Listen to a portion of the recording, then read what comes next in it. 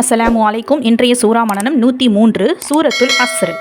அஸ்ர் அப்படின்னா காலம் அப்படின்னு அர்த்தம். அஊது பில்லாஹி மினஷ் ஷைத்வானிர் ரஜீம். பிஸ்மில்லாஹிர் ரஹ்மானிர் ரஹீம்.